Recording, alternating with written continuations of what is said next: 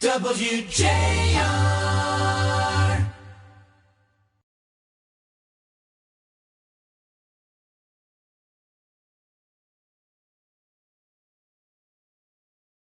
Get back to Lee Thomas, Fox 2's own, who has written a book on it's called Turning White, a memoir of change. It's about how he is dealing with his skin disorder, vitiligo, physically and mentally. And talk to me, Lee, about that time in the doctor's office, because it's in the book and people will read this, about when he told you there's no cure and you kind of just went kind of just his voice echoed out, and I knew he was still talking, but it was more like Charlie Brown's teacher. And all I heard was no cure, no cure, no cure. Mind you, I'm sitting, in the best job, ostensibly the best job you could have in the business at the age of 25, 26. WABC, entertainment reporter. I don't know if you remember her name, Rolanda Watts. Rolanda had her own show for a while. That's what I'm talking about. I was sitting in her old desk. She had left pictures and everything in the old desk. So I'm like, I'm the anointed one. I'm next. Make way, make way. So when he said that, it was like, okay, does this mean my career is over? Does this mean everything's going to stop right now? Because, a black man turning white on television is not what you think people would want to watch or see or let happen, for that matter. So it was very traumatic. I remember walking back to the station, and the station in New York is on 67th, just off the park. And I couldn't go in. I just walked right past the station and went and sat at the park for a minute just to get it together, to say, okay, what's more important, job or health? The answer is obvious, health. So I was prepared to say, you know what, I need to go and figure this out. And I did all my, but not jumping any conclusions. But yeah, it to me, I thought it meant the end when he said that. Michael Jackson.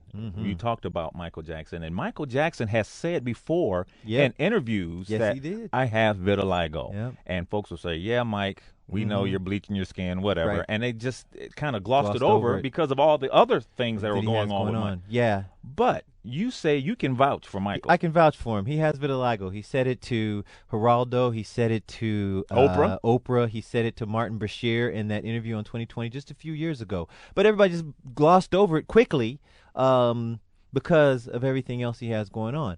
Like I said, I got it on my scalp and I got it on my left hand.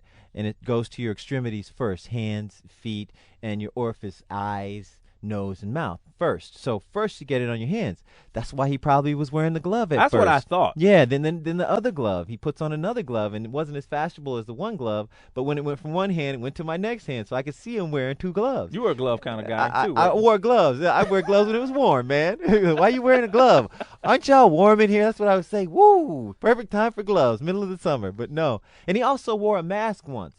Now, one of the diagnoses is to bleach your skin. If it gets over 80% of your body dig pigments, then the treatment is to bleach your skin. Okay. But the thing about that is now you have the reverse happen, which is pigment spots will come up. So I saw him with his mask on once, and his mask moved so he could say something, and you could see spots of pigment around his mouth coming back. Okay. So that's probably why he was wearing the mask. Also, you don't have any pigment in your skin, and your pigment is your protection from the sun. So you have to be very careful about your skin being exposed, and that's why he always has an umbrella, or he'll wear the gloves when the sun is shining, because you can get some skin cancers and skin damage from the sun because there is no pigment. What I also found very amazing in this book is how candid you were in the book. And the pictures, color pictures in the book of not just your face or your hands. I mean, you're naked. You know what? When I know, straight up naked. my girlfriend said she saw the pictures, and she says, I'm not mad about you showing yourself in the book, but one shot, I'm not sure if you're wearing underwear. I'm like, baby, it's cool. You can't see nothing, mama. You can't see nothing. But no, the thing when I decided that I was going to do this, when the guy called me and asked me and all of these things, I decided to be as open and as honest as I could possibly be. And one of the cameramen at the station is also a still photographer, and he took series of photographs over the course of about 3 years. We took photographs. And if you look in the book, you'll see the date on the picture, so you can see the progression of the disease over the years. And, you know, people can look all they want. They can ask me all the questions they want, so that an informed public is hopefully a more compassionate public. Absolutely. Not only towards me, but towards everyone who has this. Because great things have happened since I did the story in '05. Started a support group with Henry Ford. Part of the proceeds from the book go directly to that support group to address the emotional struggle that people go through. The first meeting we had, I met a woman who hadn't been out of the house in 2 months, man. She came out of the house to meet me. You know what I mean? That's big to me. I mean, that's bigger than huge. Anything I've ever, done on TV. That's huge. If that's how it touches people to help them live a better life, and that's what the book is all about. And so yeah, I'm exposed in the book. Are we going to take a phone call? We do have a phone call. Someone's called in to speak with Lee. Let's take a phone call. Chris is on the phone. Chris, you have a question? Hey, yeah, I do. As a matter of fact, when I kind of left town for a while, and my wife and I lived in St. Louis, and we were just huge. Every day we started off our morning with Fox 2, and Lee, you were always the man. Thanks, man. I appreciate it. When we came back and we saw you for a little bit, and then you were gone, I kind of wondered. I didn't know what happened, but I was like, hey, man, where's Lee? Right, right. But I missed you, and then when you came out, I thought that was really strong, and good for you, man. I mean, God bless you, and you're loved, because I really miss you, and man, I still, I need you there for us in the morning. And my wife, she's kind of going through something similar. She has alopecia. Oh, I know exactly what you're talking about, man. And hey, man, you're just the man. Hey, that's it. Chris, God bless you, dude. I really appreciate the kind words, man, and those were echoed by so many people when I was out on medical leave for those 3 months.